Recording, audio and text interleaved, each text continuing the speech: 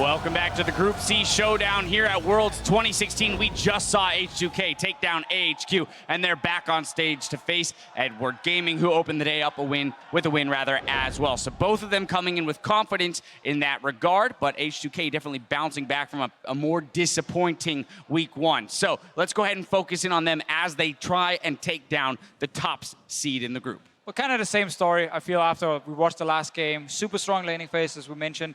That is going to be a problem, though, I feel, against EDG, because EDG, especially the bot lane, in my opinion, is the strongest in the world, Mako and Deft. So Forgiven and Vander won't be able to pick like an Alistar and still win the laning phase, and that might force H2K to change the pick and ban phase and have a ranged support instead, which will be weaker late game. And that's the thing. The last time these guys played, H2K picked Ezreal and Karma, face-checked a Brush early on, and then ended up giving First Blood to Deft at level 1, and EDG was the team with Alistar. So I think EDG's team play is stronger than H2K's, and as far as the laning phase goes, that's going to be where H2K has to win. It's even more difficult against EDG than any other team. And Clement, where we had talked about between AHQ and H2K, the mid lane kind of being the big disadvantage for AHQ, well, now Ryu has to deal with Scout, who does play the likes of Syndra, has that kind of champion pool that might do better in that lane. So, I mean, it feels like even more so odds are stacked against H2K as a result of that. Yeah, I feel like EDG is coming in as the favorite of this group. They're probably going to win this. They're not going to be falling behind in the laning phase so hard.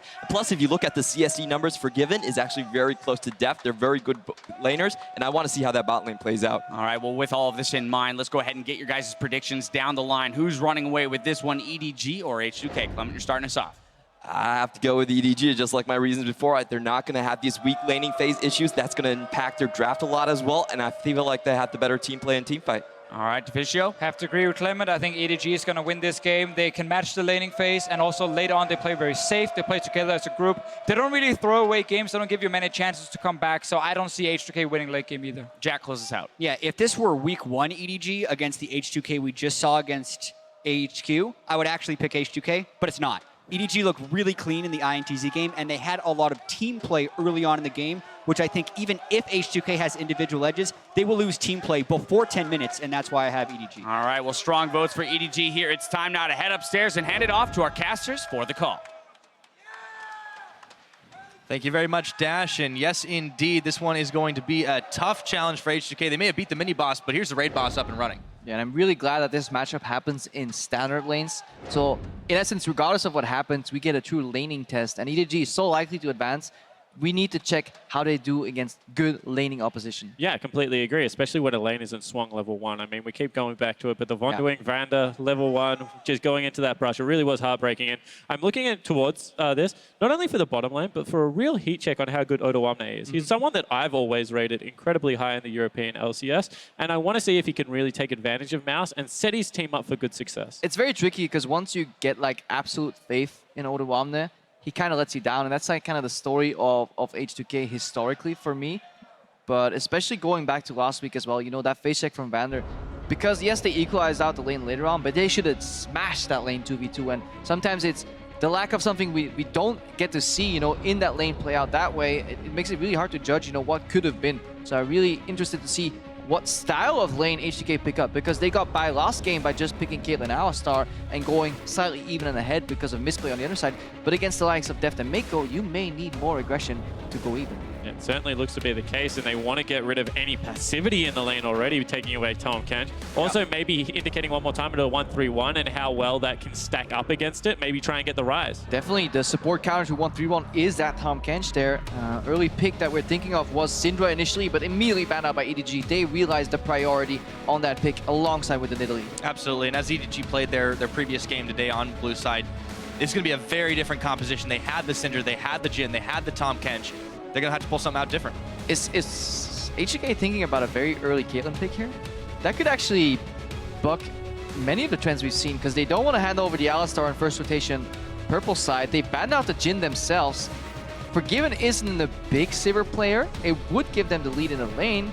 I can almost see it happening. Or maybe they're trying to pinch melee champs to be able to take away Nami, which a lot of supports right now consider the top range support. But Karma can at least match that lane, and then it becomes more about the AD carries and a swing in power of a Caitlyn versus X, regardless of who gets the Nami and who gets the Karma, may be more influential. I'm really excited for this first pick. Yeah, the Olaf is banned away, and now we have to see what H2K have been planning. Is it going to be that first pickup, Caitlyn? They've got a lot of time to decide. The more I think about it, the less I'm straying against it, because Forgiven just isn't a Jhin player himself, and he doesn't want, I think, Deft to get his hands on that Jhin, because Deft actually plays a fantastic Jhin overall. The other thing that Defs play, if we just want to open up the AD carry champion pool, Ezreal has to be looked at some point. He plays a good Lucian as well, but we haven't seen a hyper carry out of him yet. He was historically Jinx, Twitch, not a laning AD carry at all. Get him into the team fights and light up. I think that that is where they might look toward. And there is precedent to not pick Elise here, because Krylov clearly had the option to pick it last game, and he just didn't go for it. So H2K find themselves in a bind with nobody really needing a first pick specifically. I'm getting scared that hover of Maokai is lasting a bit too long. Oh, they're going for the Karma again. All right, so that one's locked in. The flex pick, of course, but last time we saw the matchup, it was Vander who took it. And we all know the story from that. They could actually go for Karma and Nami at the same time, really pinching that range support pool and throwing Mako a spanner in the works, because now Elise is taken away from Jankos. The safety laner top lane has been elected for Mouse, so his duty is clear. Just don't die too much on that Poppy and become a teamfight flanker. This could be a creative rotation for H2K if they go all in to the laning phase game. They put the Karma mid, just AFK push. They put the Nami in the bot lane, but that is very taxing and falls apart very heavily in the mid game. I like it in the early game, however, and you have to be able to throw a wrench at EDG if you expect to beat them. So if you go all in on one point of the game, be it early game, and try and tear them apart, we've already seen that EDG didn't fight back well against INTZ when a similar tactic was used. Got to play to those strengths. H2K know how they can win those games, and we saw it looking a lot cleaner last game against AHQ.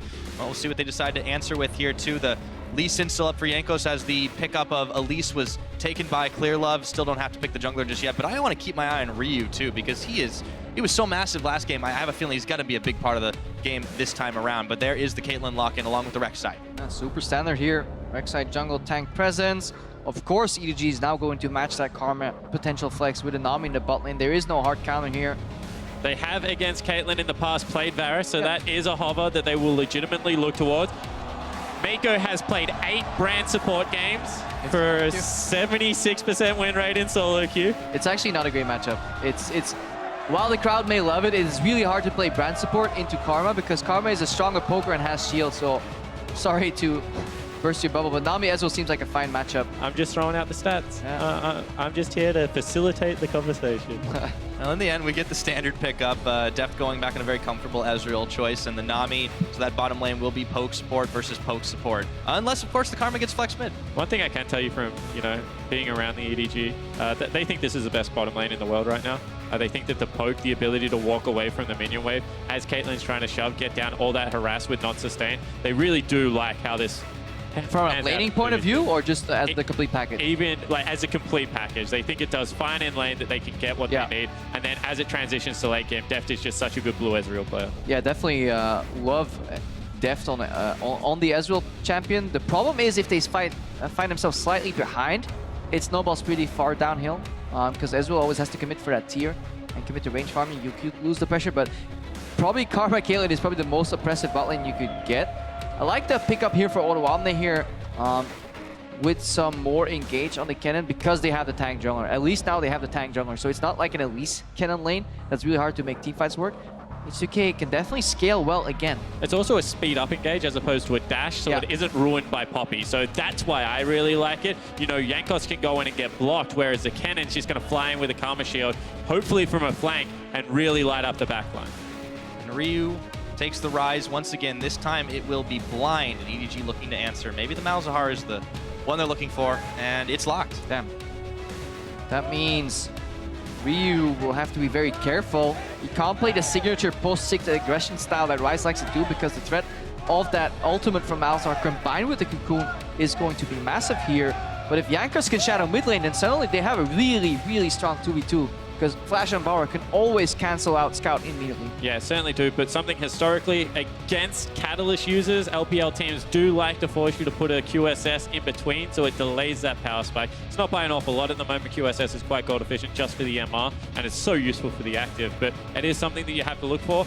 In the same way, if Ezreal falls behind, if Ryze falls behind, he is going to be delayed. But we have to mention that it is incredibly likely that H2K have 3 pushing lanes very early on. Malzahar is always associated with push, but this is post 6 and 7, because level 1 and 2 the Malefic Visions don't bounce quickly enough, which means no mana on every bounce, no cascading kill creeps, which means the Ryze can actually get the push in the early lane and has the better trading potential, which means Malzahar has to play under his turret. Absolutely, and Ryu has definitely shown no qualms about pushing that up fast and early, and he's going to have Jankos on that Rek'Sai at the back of him. I think a lot will actually be on ClearLove, see what he does early on in that Elise. And a 2-second stun heading into the jungle is going to be very useful in this composition, so Ryu, one more time, has to be able to put on the carry pants. Absolutely. Now, guys, at home, don't forget to reach out to us on Twitter. Highlight the best moments from today's games using the hashtag #WorldsBigPlays. We have definitely had a few so far.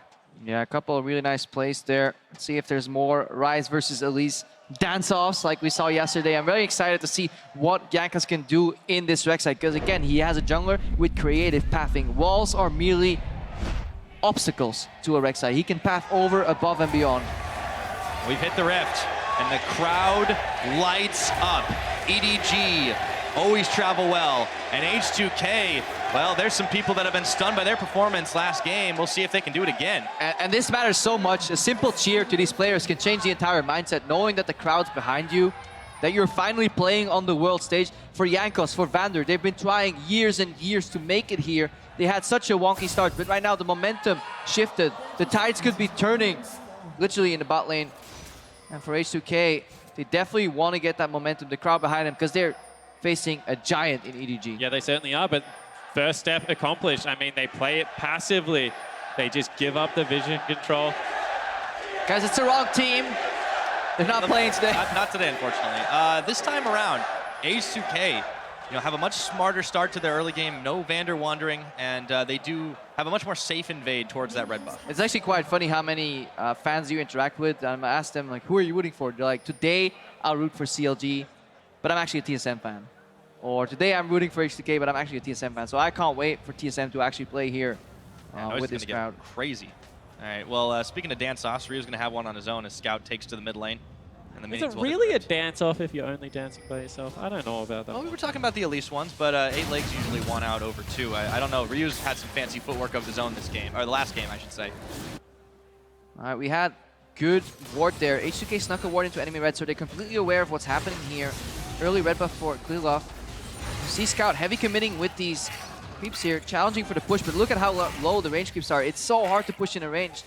A Ryze rather, once he gets access to those range minions. Going back bot here. Early trading, that's good. Always trade onto death. Vander soaking the farm. It's not bad here, because the damage was mostly done on the enemy AD carry. Obviously, there is a sustain component here. The Vander has to be popped, so essentially you need to kind of double his health bar. Good trading.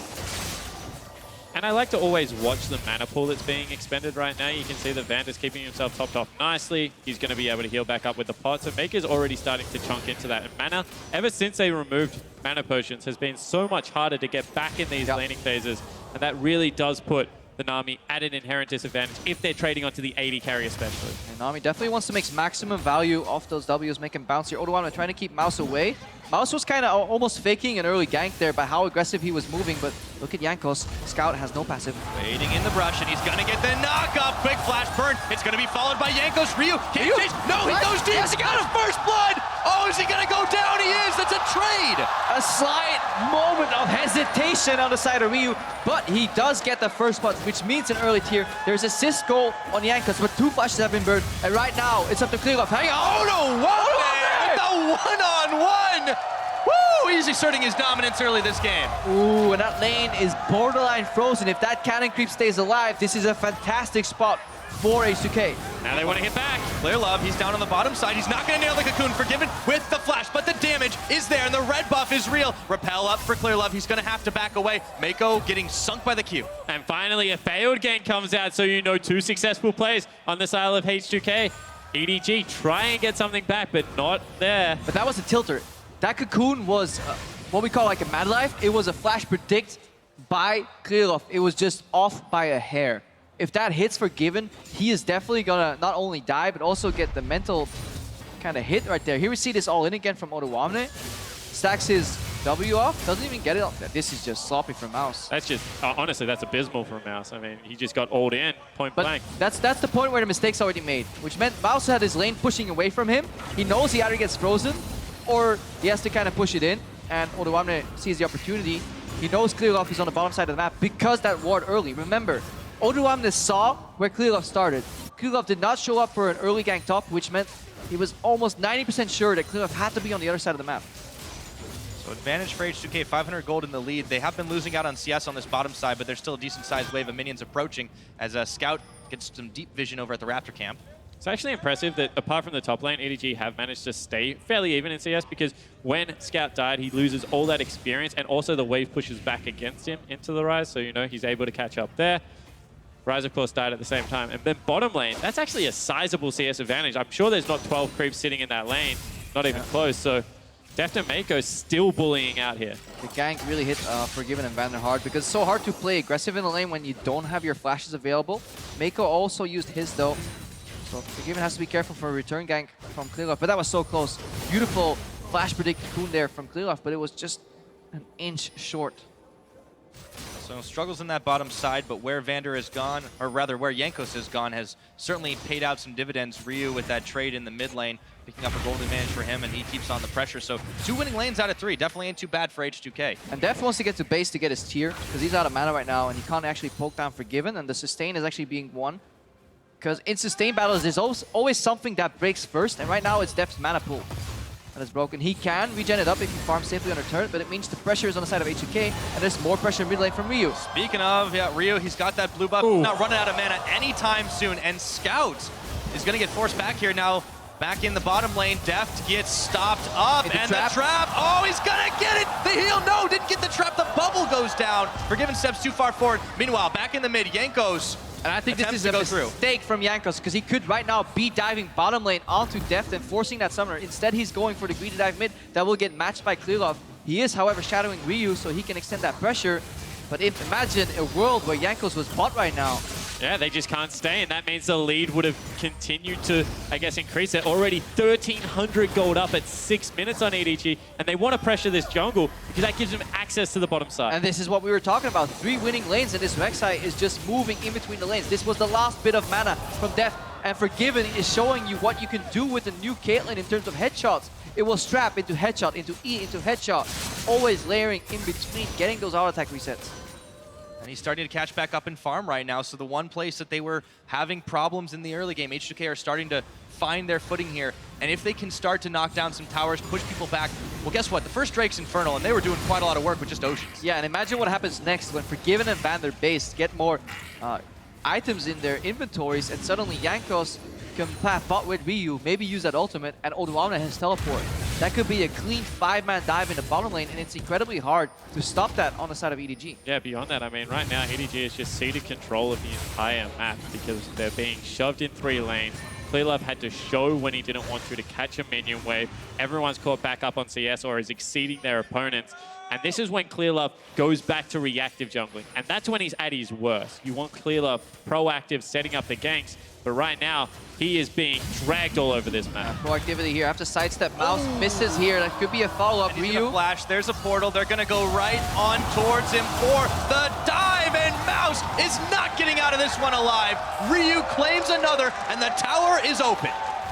EDG is being done up to them. What they did the same thing in the first game. They were leveraging the push from mid lane into the side lanes, but right now it's H2K with the advantageous lanes coming out of pick and ban, and they're leveraging their push into top. Look how Ryu pushed mid, went top with Jankos, and at this point, Mouse, he has to hit this hammer, but the sidestep from Jankos, really smart, and the presence of mind from Ryu, skilling that ulti early. So often Vice players will skill it level 9, 10, 11, for the first time, but he gets it very early because he knows he'll be roaming. And also the commitment. I mean, they think, you know, we can probably get that turret if we just stick around to 3, but let's go for the dive. Let's continue to pressure Mouse, who is now 30 CS down. And when you only have 30 CS yourself, that's a pretty big deal.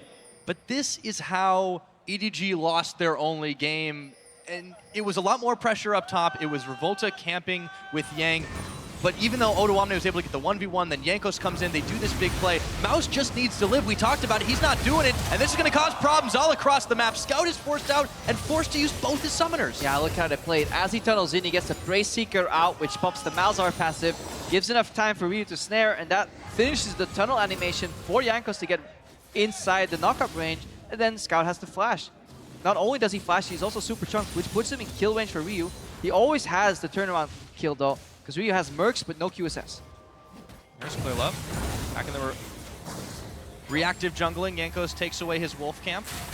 Still in relative safety here as Deft and Mako look for a roam. Yeah, you can see that, you know, right now with the push into mid lane, with the push into bottom lane, they're looking for the vision around the Dragon buff.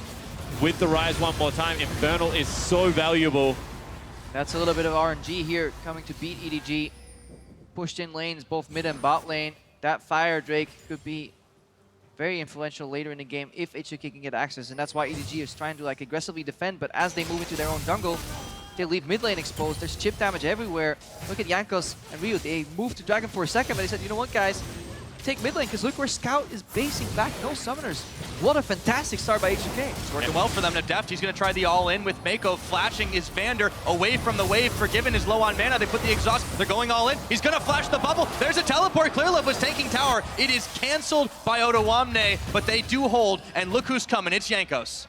Odoamne flew all the way backwards there. Clearlove went for the cocoon onto Forgiven. Luckily, Vander didn't eat that one. Vander was getting ready to block it for his AD carry, though, so good communication finally coming out. The synergy seemingly fixed from week 1 to week 2. And honestly, this is what you see out of EDG when they fall behind. Deft and Mako look desperate to make a play on the bottom side of the map. They know top lane is pretty much done. Mid lane is just a disaster right now for Scout. He hasn't got the shove. He can't roam around, and that puts so much pressure on the duo. Well, you say desperate, it still was very well executed here. Odoamne looking for a face, like he can get knocked into the wall. Oh, he does. He could go down here. Mouse might have an equalizer, but look at that damage! He just lightning rushes, and Mouse knows he can't follow. But still, Mouse to get that trade off from being 30 CS down still at this point in the game. He's coming back because he not only did that, but he also canceled Odoamne's teleport. So, flashed, heal, exhaust, and support flash down in the bot lane. Teleport canceled. H2K just took a big hit in terms of resources. Yeah, and that means you have to slow your gameplay down. As soon as you wanted to accelerate, set up around that dragon, and all of a sudden without crucial summoner spells, you're not going to be able to go for those plays. So you've got to give credit to EDG. They are masters at stalling out games. Yeah, and even a little bit of alteration in terms of item builds here. The rush on the Iceborne Gauntlet here for Deft as well. For going the traditional build, they're just trying to catch up.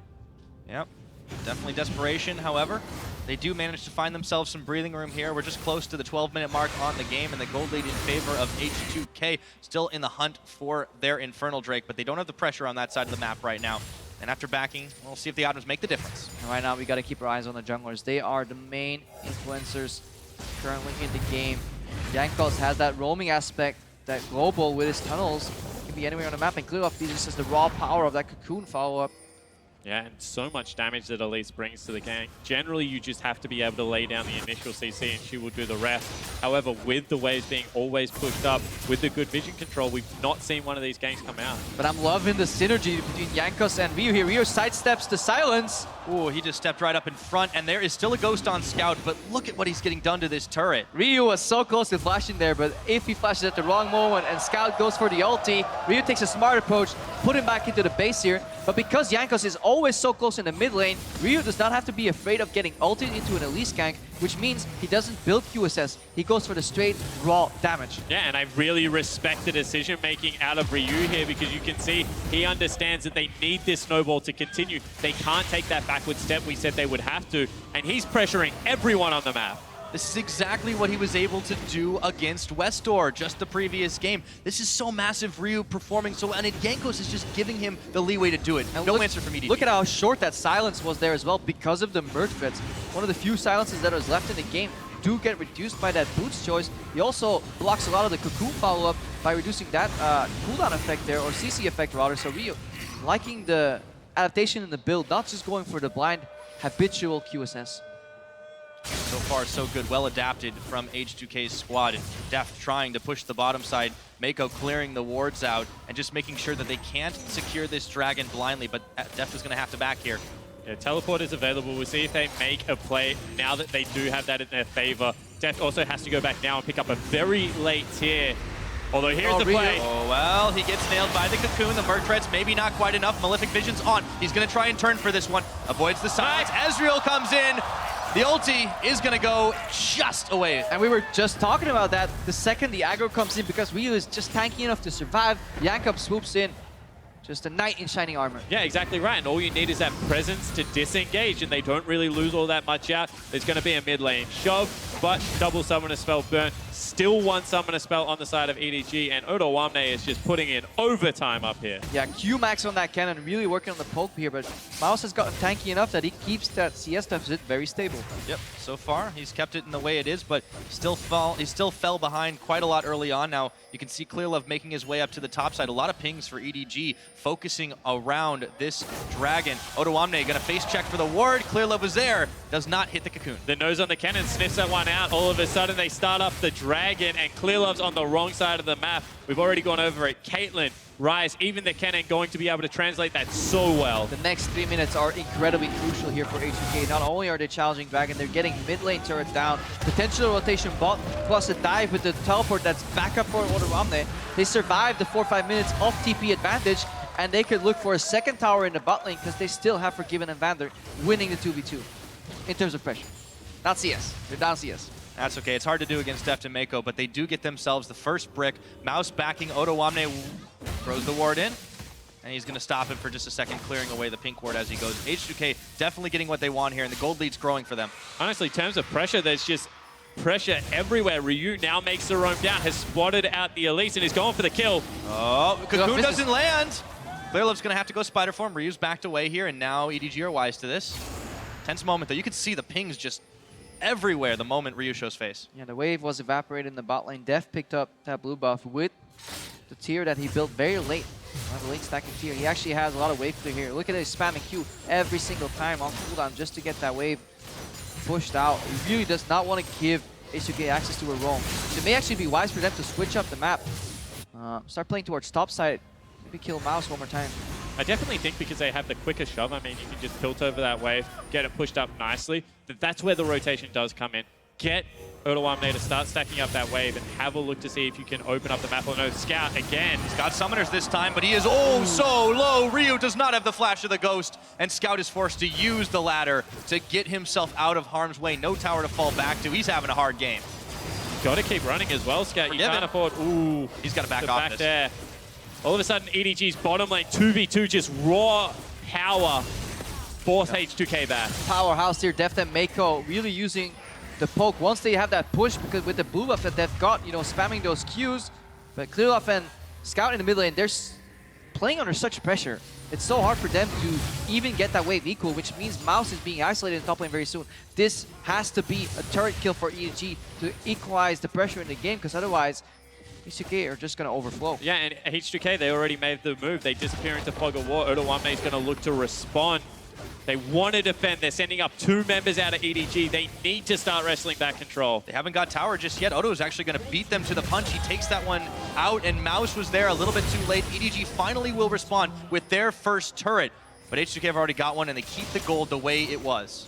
What a fantastic early game, though, here. 4,000 gold in the lead at 17 minutes against EDG, a tournament favorite by many analysts and casters, honestly. Maybe not the most favorite to win it all, but definitely top 3 in the running to take the title. Yeah, they're in the conversation. If we've seen anything, it is the fact that the early game is a place to target on this team. Get the lane shoving up. They will pick for the team fight phase because that's what the LPL teams do so well. And as long as you can keep this pressure applied, they don't allow themselves back into the game. But right now, that's where it is. H2K, if they make the one mistake against EDG that they made against AHQ, it's over. Could be this. Ryu, he's going to get CC chained. It comes Jankos. It's going to be too little, too late. This time, Clearlove will respond with the kill, and Jankos is now going to have to bail out Clearlove on the offensive. The turret goes down in bottom, but EDG pick up a big 2 kills. 2v2, it was enough for Jankos to be present, albeit late, but 2v3, it wasn't enough. Another 2 layers of crowd control got added by Mako in that exchange. And EDG are masters at taking the maximum. They actually continue to chase through there. They pick up the second kill. However, H2K do strike back. They get a turret in response. And concentrated gold versus global gold, EDG might have come out a little bit ahead of that, but it's still a trade. But they get map control, and apparently, or they also just get a little bit of confidence here. Having that play work for Scout with a flash, Cocoon, into Bubble, into Silence, into follow-up, double wave. Like, it is incredibly clean. Yes, they lose that bot lane turn, but they would have lost it anyways. And now they could actually move into the red side jungle to get some vision and actually start challenging H2K in the setup phase. And look at how they're playing around bottom lane one more time. We said this is the area that EDG like to attack. Ult comes out, Ryu's in trouble. Oh boy, let's see how well the one before is. Now this, we've seen it before. He's gone down. Double TP's popped, double TP's canceled. EDG have found the weak point to continue to shove onto Ryu. Now they're on the bottom turret. Only 2 creeps, but they have Spiderlings, which means this turret won't get the full armor bonus, and it could actually go down on this wave. Forgiven, desperate trying to challenge, but he's taking so much damage. Oh yeah. Okay, EDG, they're backed off for just a moment, but they have found a way to get in, and they've started to close this gold gap. H2K, they need to move faster around the map. EDG just have pulled the trigger. And that is now a 25 CS lead for Deft. I mean, you cannot compliment the 80 carry from EDG enough. And you have to look at Mako as well. This guy, from being a rookie support last year, came into MSI, crushed that tournament. Disappointing Worlds, as did everyone, but has looked stellar as well now. Just so impressed with how they took that initial loss in the bot lane. Deft and Mako, they were slightly behind, but he just rushed the Iceborne just to put a band-aid on the problem. And then suddenly, with the late tier and blue buff infusion, he pushed the pedal, and then suddenly he started winning that matchup. Got the push, got the turret pressure. And as it stands, at that 20-minute mark, H2K, they had a big gap that started to close here. Mouse play with a bit more confidence. Ryu is spotted up in the top side, but there's a big wave pushing against. A lot of members of H2K hanging around in this river, trying to keep the control that they have as Mouse backs away. Ryu on side wave duty. And now all of a sudden, you kind of have to criticize Ryu for his build, because I agreed that rushing the roller got him in a good spot. However, the Abyssal Scepter wasn't really necessary. He could have gone towards the QSS, had the magic resistance anyway, because it's the AD dealers that actually are chunking him out at the end of these now. It's, you know, you have to get nitpicky, but maybe that second kill doesn't go through if that is the item build that he goes for. Yeah, maybe a late QSS will still kind of solve it all, but you definitely avoided that last step if you went for Quicksilver Sash coming out here. EDG have control of the bottom side of the map. They're looking to trade this for a tier 2 tower though, so H2K definitely banking on some of the more worth objectives in terms of gold. Looks like they should be able to secure this one. Not too many minions left, but they've brought the entire team to play. Minus, of course, Odowanme sitting on that bottom side, so they will be able to clear out tier 2 turret for EDG, picking up the Ocean Drake, and now they're looking to flank. Both these teams have a very dangerous Baron call though. Percent damage plus Voidlings plus an Ezreal on the side of EDG, and just Machine Gun Rise plus turn potential flank teleport for the cannon here. Baron will be again the main protagonist to decide how this game pulls out. And you can see how they're jockeying for position around this turret. EDG want the trade. H2K may be looking to fight, although give it up. It's a bit of a macro mistake, leaving your mid lane tower exposed while you go for a dragon for a tier 2 trade. Not really worth it. EDG is definitely playing the map just a hair better. And when you see how H2K won the last game, the fact that they were able to play the 1-3-1, because you have a Poppy, that's kind of inevitable. You're going to lose the side lane turrets anyway, but you need to be able to open up the map and look for these deep flanks. They've definitely been able to do it. H2K clearing out the... That's bold. Yep. The fact that they actually have the stones to go for a 2-man Baron after Karma stole it in the first game. Mental resilience. It's one thing we definitely got to see out of H2K now. So next dragon that's going to be spawning, it will be a while. It's the Cloud Drake up, so obviously all eyes will be on this Baron for some time. Scout clearing out the mid lane, and now you can see EDG playing with renewed vigor here. Yeah, taking it slow, sweeping out the vision. There's a couple of pink wards up on your top left right there that H2K have hit in the jungle. They have Wolf Sprite, so they're relatively safe here. And now Forgiven wants to challenge mid lane push here. Once they get the push here, you can challenge him. Oh, 34 health. Always so close. These guys are so good at It's Ezreal's, man. stealing blue buffs. They'll steal that time around. Ryu doesn't get as much needed buff. Forgiven just keeps on clearing out the mid lane. A lot of EDG members stacked to the top side, but it is just a game of waiting and seeing if you can get a catch up. It's so much vision here invested around this Baron pit and around the jungle around it. EDG is kind of playing 3 people on the side lane because they want to challenge Ryu. They don't want to give Ryu a 3v or a 1v1 brawler. They really just want to keep him down number-wise, keep him contained in the cage. Hard to keep him down though. He's clearing those waves away real fast. EDG though stacking 4 members up top. But look at the wave clear that comes out of Ryu, and I guess they always have that counter initiation because of the ult. So this is a dangerous game that EDG is continuing to play. Now everyone's up towards that top side of the map. Looks like they may be going for it. Deft, he wanted to push forward. A lot of zone though coming out of Scout. with that ultimate. We're back to 1v1 in the bottom lane, too. Finally, QSS picked up by Ryu. And Oduwamne, well, he was snowballing early. Obviously, that cannon goes into his Zhonya's build, so he doesn't build for raw damage. He goes for sustainability in these team fights because he has to act as like a quasi-tank in the fights. I think that's what it is. They know that ultimately this is going to come down to team fight, so he can't go for a second item void stuff or something like that to continue to punish the one-on-one. Instead, one more time, Oduwamne, after winning his own early game, does the unselfish thing, goes towards team fight play, and it's the right call because if the Poppy gets the flank, Kennen needs to be there to light up the back. Yeah, definitely just needs to buy time for both Ryu and Forgiven on these champions that can solo win team fights just by the sheer amount of damage that they produce. Winning formula for H2K, and that Infernal Dragon definitely won't hurt their chances either the longer this game goes at 8%. Definitely starts to stack up for them. With depth and base, they're looking to maybe attack Poppy in the bot lane, but Mouse is not showing. Red buff really important here for Forgiving as well. They start kiting, and the attention kind of shifts towards Dragon area. But H2K, they seem very set on getting these Baron wards down. Definitely practiced a lot on this particular concept. Yeah, they certainly did, and at this stage of the game, you know, you have to say that they're executing much better, although now Oduwamne... He's in trouble, he has to get out, and that could be a counter Baron here.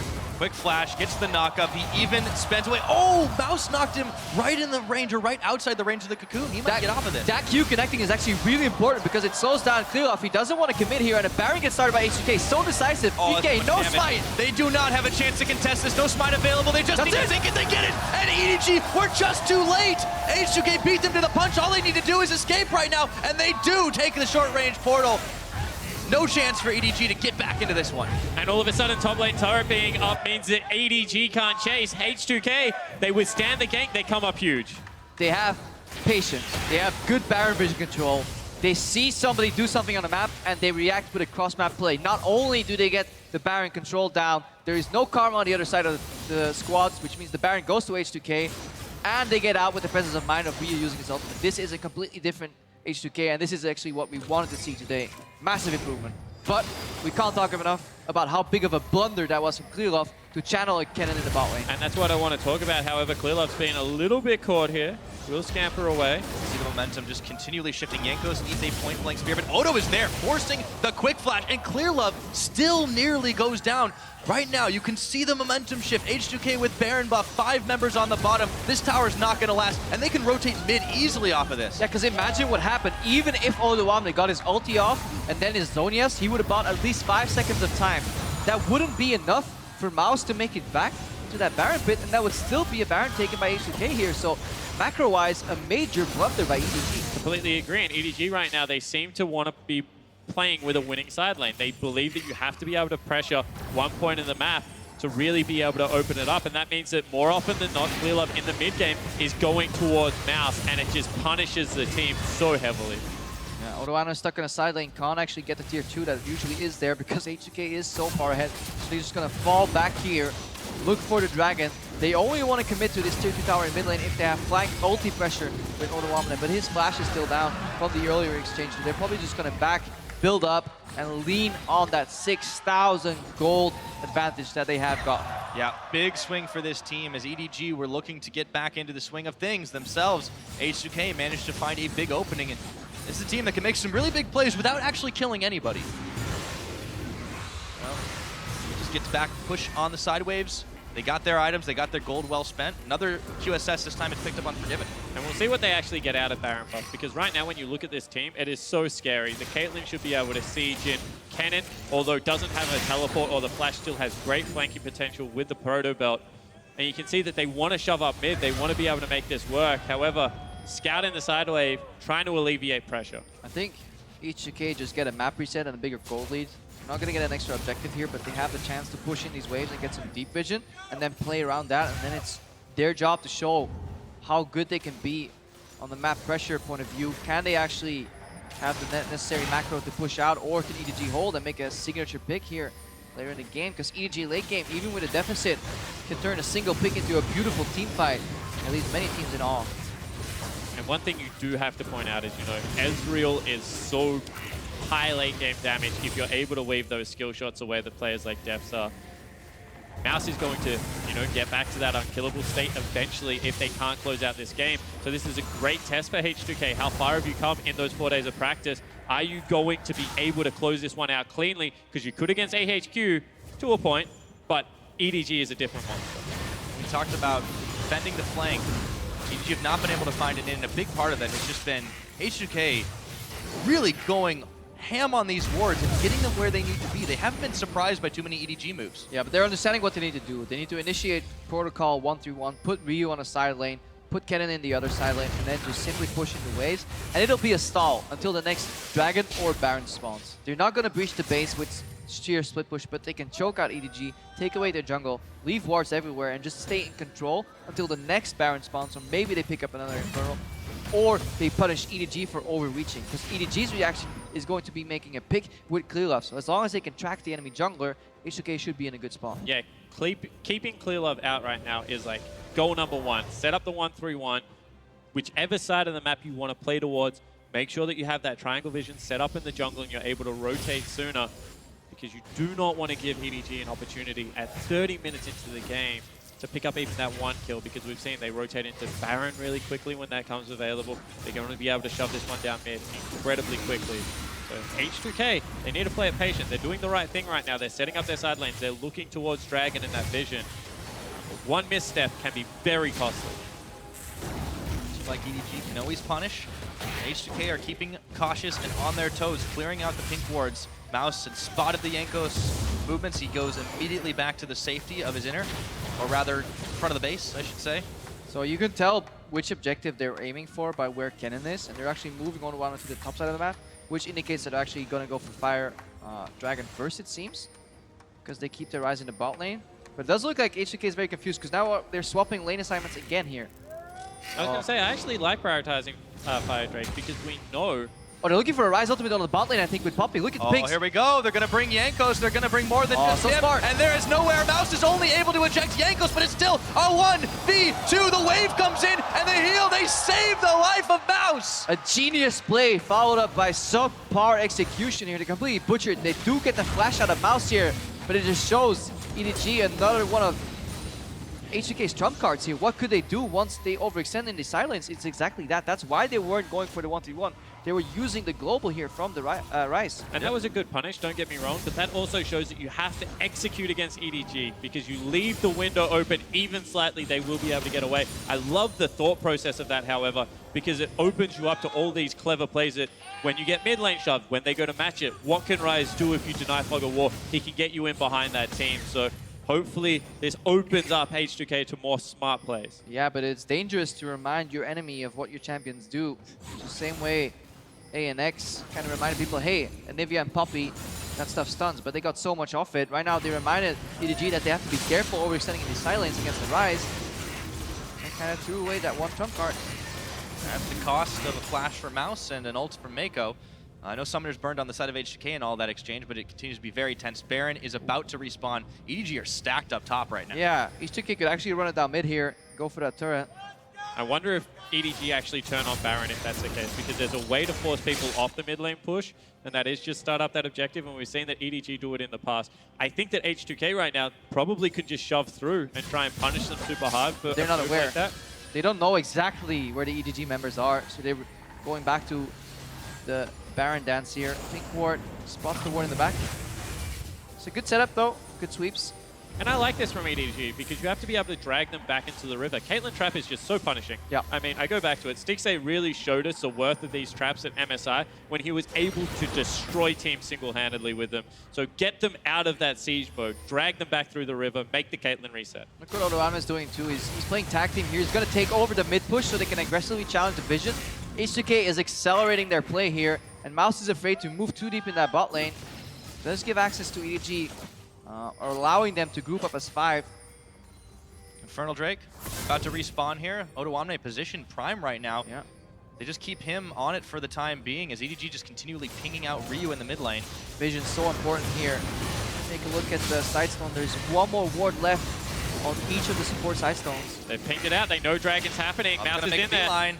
Vander, they've got to get here really fast or escape in time. Jankos gets banged against the wall. He's ulted here. Is this one going to be worth? He's going to flash over it. The wave comes, and he waves goodbye. He makes it out with the Infernal. Yeah, really nice play out of Jankos there. He burns a Summoner spell nice and early. He got one out of Scout in response, and that's a second Infernal Dragon picked up one more time for a Rise Caitlyn composition. Yeah, really big play there. Vander moves in, helps Jankos long enough. No follow-up CC after the ultimate from Malzahar. Mikhails came out and suddenly Jankos can flash out for the Infernal. Such a good trade. There's pressure on both side lanes here. H2K in such a fantastic position right now. Got wave pushed up in the top side. There's a big one built against them in the bottom, but they are sending Odoamne to deal with it.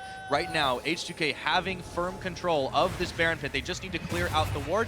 Jankos, it's going to expire anyway, so they're completely fine with that. And EDG are officially in the dark there.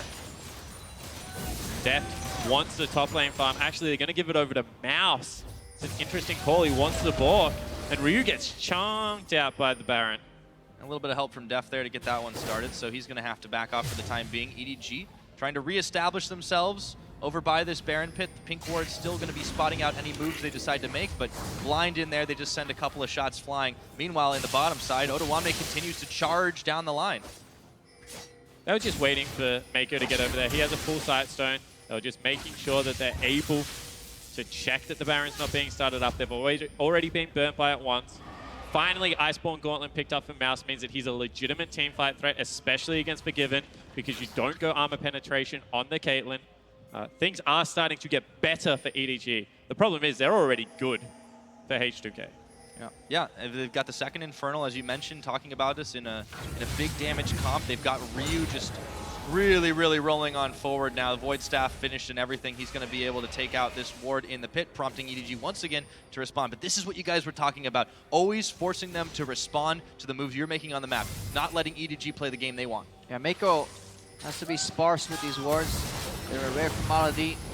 Baron dance-offs. That pink ward is helping him so much. Oh, they go right on in and they look for Mako. They have enough damage to finish the job. Odoamne gets ulted by Scout, and they are going to have the numbers advantage until it looks like Ryu gets ejected. Odo, he's going to go down now. EDG might just be able to take this fight. Flash is burned on both sides and low health bars, but they've locked up Clear Love and they've knocked him up right back to Fountain. They're looking for more. H2K with a 2-for-1. Fantastic move out of H2K one more time. Rise ulti comes in and they catch EDG napping, get the pick, and they get a turnaround kill at the very end. Oh my, it was so close for Odoamne to get a 3-man stun to completely swoop EDG off the map here, but the turnaround was so good. Then Clear minorly overextends, but Ryu has so much damage. People have to be careful around him. Now, without the jungler available, they're going to go straight back to the Baron buff. EDG do have 3 members still up. See where they can contest. Well, it's down to 3,000. They've got Mouse. He's pushed back. There's no smite available. They do secure it. Mouse wanted the fight, but Jankos is going in. They've locked up Mouse. They're going to take him down. They just need a bit more damage. Forgiven finishes the job. Jankos a little low, but they finished off Scout. They get the Baron. They get the kills. H2K charging for victory. And this is the H2K everyone hoped to see because they have such good laning phases. And if they can transition it late with good macro play, this team can be a beast. H2K has such a high ceiling compared to HQ, and that's why we rated them very often in the second place in this group, and they're showing up here. They managed to go equal and ahead in the laning phase, and this completely threw EDG off guard here. Completely unexpected Rise ulti here. Look at Odoamne, the follow-up is so close to go for a triple stun. Yeah, it certainly is. He dives in there, nearly gets death, and that's ultimately who takes him down. But then EDG, they have the Rylai's, they have the Iceborne Gauntlet, they want to chase, but they don't calculate Ryze's damage. It's just too damn high. It's so satisfying to see H2K finally play towards their ceiling and get some improvement in their key elements that kept going wrong, which was the Baron setup, which was the team fighting. They seem very decisive here, and they need to show that they're a macro team that can close on the world stage. And their late game has certainly looked just oh so much better. 10,000 gold in the lead at the 38-minute mark. They beat AHQ in 41. EDG are certainly going to die a lot harder, but the question becomes, can they close, and how are they going to do it? And they're carrying the hopes of all European fans right now with the complete capitulation of G2 Esports, and honestly, the Mount Everest that Splice has to climb, winning all 3 games in that group, H2K is the only hope left for Europe. Well, they're certainly looking like they're up to the task in this particular game. This would be such a massive victory for them after the confidence boost they got from beating AHQ. To take down the team that many consider to be one of the top 2 teams here at Worlds would be huge for them. They wrecked down the mid turret. They look to charge for more with this Baron buff. There are no waves pushing in favor of EDG right now, and H2K, they just need to keep it up and not show any weaknesses. This is where EDG starts getting real nervous because the siege setup is so potent out of H2K. They've got good 1-3-1 split push. And honestly, if something short of death popping off in a team fight, their back is so far against this wall. And what impresses me the most is that they're actually using Ryu as a main initiator with that Realm Warp, and they're very much so communicating about what they want to do. Forgiven loves wasting his ulti really early on, but it's got low enough cooldown for him. EDG aren't going to give up this Elder Drake easy. 15 seconds before it spawns. But they don't get much benefit from claiming the Elder Dragon. That's the problem. H2K can use this as a bargaining chip in the dance-off. They could do a lot when they get it, but there's only a single Dragon buff on the side of EDG. H2K don't mind losing it all the time. Yeah, I completely agree. And when you have a look at how they're rotating between mid and bottom with a pushing top lane, there's just nothing to lose right now for H2K. They're not taking the risky play. In fact, they're looking for an engage. Oh, Clear Love, point blank on the Cocoon. He does stop up Jankos, but only Vander gets taken a little bit low after Def sent out the True Shot Barrage. The Dragon's been started, but they're not committing to it just yet. Waiting for the traps here. Not sure if they're on cooldown or Given is waiting for. There's no trap wall. I think that's a little bit of a mistake. Top lane's still huge. You've got to be a little bit more patient because you know that Mouse is going back to catch that wave. He hasn't shown yet, and all of a sudden you give up mid lane priority to EDG. Yeah, but they can still posture here and go mid here. Nobody has caught that top wave. H2K showing some faults in decision making, but that's understandable. Not every call has to be perfect. It's how you deal with bad calls which separates you from being a mediocre team and a great team. Every single team here at Worlds will make bad calls at times, and here's another one. Portal's coming in. They're going to back off, so they do spend the ultimate, but it just scares away EDG right now, and they look like they're moving towards this Dragon once again as a 5-man unit. An ultimate for a Ghost? I mean, that's a fair trade at this stage of the game. Also gives them back control of that mid lane. It definitely wasn't a bad call. It was another call. Yeah. Definitely not a bad call, because I like the aggression with which H2K is playing here, going for the Realm Warp. But EG is adapting. 10k gold lead still is massive. They finally learnt what that weird blue shimmering circle meant. Of course, Rise not something that's played in China all that much, although they should have experience against it by now. By now, definitely. 41 minutes of a Ryu clinic helps out with that one. Yeah, respect the Realm Warp, that's for sure. Def steps up a little far forward, and you have to just respect this distance that Ryu has. He has his Ghost popped already, but his Flash is going to be off cooldown pretty soon. Yeah, it takes about 55 minutes to learn a champion. Slightly less to learn how to play against a single ability then. Maths checks out. I like it. Works out well. All right, H2K, they've decided to start grouping up here, but they have Odoamne sitting on Fountain, available for that TP. The traps are lined up. Jankos' Prey Seekers have actually ruined Scout's day, by the way. He's not been able to get anywhere near them because his shield's just never off cooldown. Oh, sidestep out of the Ezreal ulti. I love how the way the traps work though. You have 3 traps to block that passage, and then you have 2 more on the right if you want to shut everything off. EDG is so hesitant here, but H2K sharing a little bit of that hesitancy. They're not really committing to the Elder. It's hard to chew through the Elder Drake, and they don't have any mountains to help them out with it right now. EDG still a force to be reckoned with. They're going to get the ultimate out of Jankos as EDG try to establish control of this Riverside. The longer this goes for, the worse it is for H2K. They're currently 2 major items pretty much in every roll up. But that 80,000 gold, that's when the lead becomes irrelevant and you're just honestly fighting full power with priority on the map. And right now, H2K have a huge advantage. They need to be able to grab that and ram it down EDG's throat, but a couple of things just haven't come out. That's pretty graphic. Yeah. That's what they need to do. I mean, when you have a look at the composition, this is an all-in comp. Get Odoamne in the backline. He's had teleport, he's had flash available, but they've just misexecuted. Yeah, let's see if Ryu can ram it down then. He's actually becoming a split pusher. I love seeing Rise players isolated in the lanes because they just have so much pressure. He doesn't have a teleport though, so this could be interesting to see what EDG decide. But because Elder Dragon is such a tough objective to take, you can contest it 4v5, and Jankos can always make it down here. God, no, this was happening. Give it up almost. I mean, they don't lose too much. It's just going to give them the extra burn. And Wait, look for heal. Cannon. Look for Cannon and a Realm War Frank here, because this could be a big fight here. EDG may not expect the damage that's about to come out. Oh boy, the party portal looks like it's coming in here, and now the trap is sprung. They get in there. Odawamne getting suppressed. He's gone down, but Mouse, his GA, is going to get popped. Vander a little bit too low in this one. It is just a one for one. The steal away. Yanko secures a absolutely massive Elder Drake, and EDG are evaporating on the spot. It's goodbye, Minko. Goodbye, everybody. And how you gotta think that is goodbye game. And Ryu wasn't even in the fight. He took a scenic route alongside someone who's just flashing in just to kill Mako here. What a beautiful flank engage from Odawamne. What a massive play. H2K get the Elder. They get 4 for 1. They go to the easiest lane to push. It's right up to the top side. Scout is gonna have the most ungodly defense if he wants to stop this from going. 25 seconds of most members. This tower is gonna melt here. They need to keep some minions alive, get into the turret. Scout so easily caught out. This should be it for H2K. Yeah, he can't do it. He can't keep them off the turret. Jankos is too tanky. They're going to go for it one more time. And they're gonna go ahead and take him down. That QSS, that's it. The ace from Ryu. The last towers are gonna fall. 45 minutes or just shy of it. H2K, they beat AHQ. They beat EDG. These guys are red hot.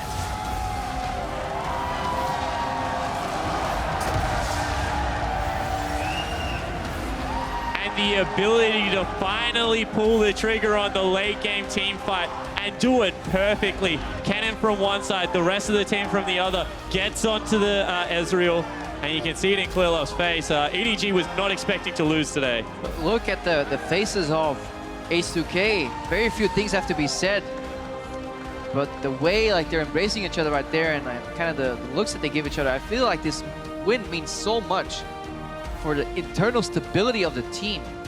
We doubted them. They disappointed in week 1, but they come back prepared. They fought back from a Karma stealing a Baron, and right now the second game right after, they take down EDG, group favorites. Monumental victory for this team. And what a confidence boost. They take down AHQ, they looked crisp, and they corrected the mistakes that they made. And now, against Edward Gaming, of all teams, they're able to do it again. And I mean, this was an Edward Gaming at full force. They had already won a game today in decisive fashion. They got the draft they were looking for. I said, Ezreal Nami is something this team truly believes in, and it gave up the push, and it lost them the game. And EDG understand these concepts of winning lanes, roaming, putting pressure on the map. They showed us in game 1 a tutorial how to snowball the game. H2K, they took it to them. They matched them in the laning phase, almost in every lane. Odawamne with the early kill just gave so much momentum for H2K. And beyond that, I mean, a 3,000 gold lead shouldn't be enough to close out a top 2, top 3 tournament favorite if you're H2K, but they stuck at it. They continue to grow the gold lead. They make the gutsy calls of, taking the Baron when it's showing bottom. Let's go for the big flanking team fight at the end of the game because we believe that we're far enough ahead to be able to do it. And time again, those risks were paid off. I said that they were a team fight that would take like a 95-5. This time, they're taking the 80-20s and they're making them work. And it's not about just making the correct calls all the time. It's about how you bounce back from realizing that you made some of the wrong calls and being willing to be flexible and adapt within the game. And I think H2K is doing exactly that, and they're growing as a team. Yep, we're seeing that development. I don't know what they did in the last week, but it certainly worked in spades. Now to dial in on H2K's second straight win of the day, let's send it to Dash in the desk. Well, thank you very much, gentlemen. Once again, I mean, things are going crazy here in the group stages at Worlds, but H2K now 2-0 on the day, taking down what was the leader of the group.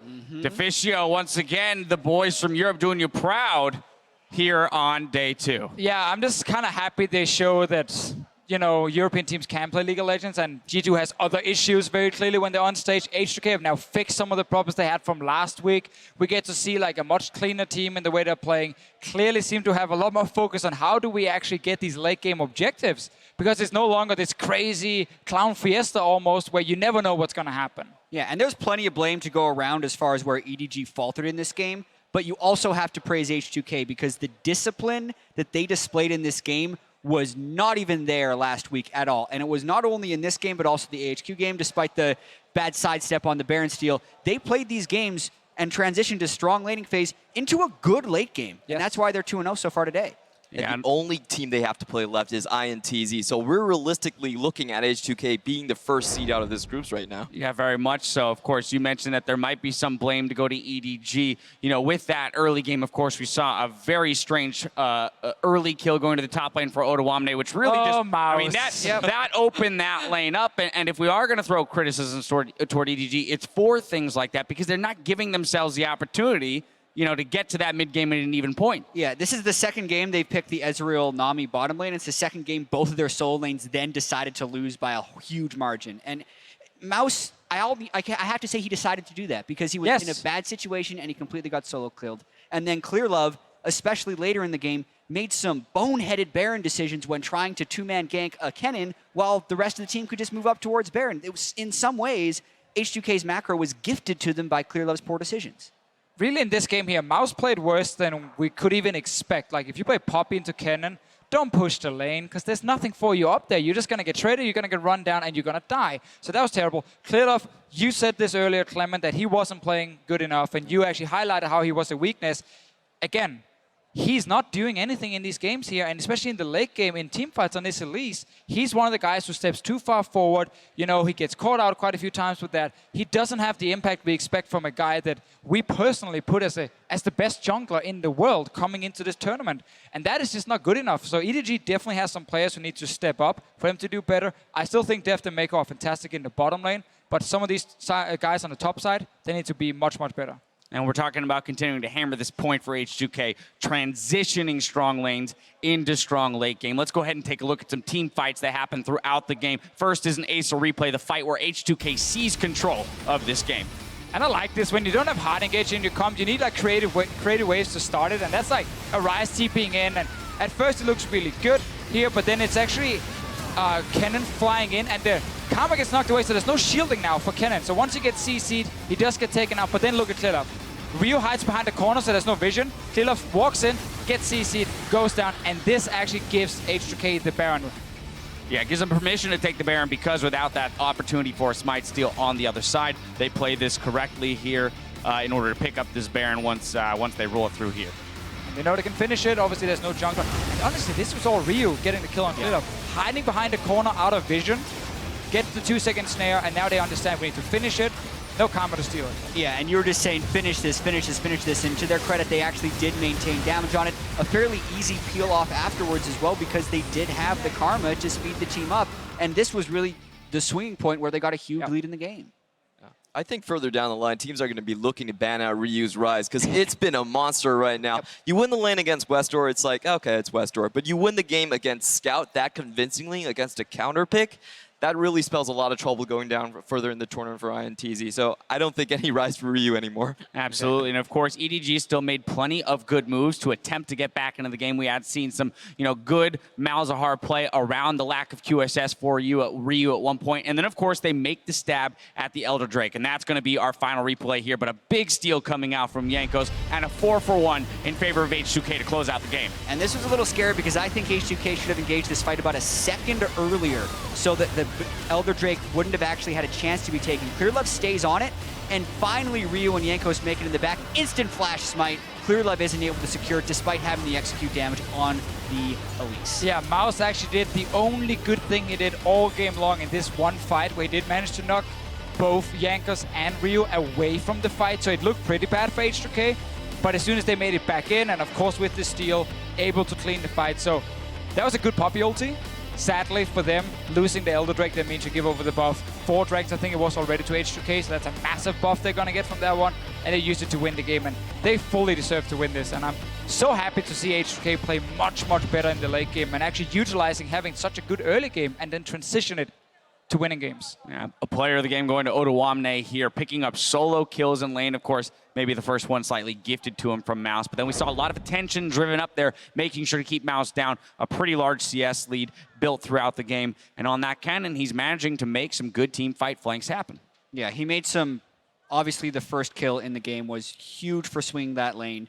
50+ CS advantage on Mouse. So it's not just Mouse sucking when you're down that much CS. The other guy has to be punishing him extremely heavily. And then he was drawing so much attention, you can make the argument that ClearLove went down because he had to stop him, and that's what started H2K to get that first Baron. All right, so now, of course, looking ahead just slightly, nothing is determined in this group with that win. Technically, every team is still alive. We'll see moving forward how INTZ plays out against AHQ and EDG, but with a seat in the quarterfinals still up in the air, the next match between INTZ versus AHQ, you can't miss it, rather. We're back in just 3.5.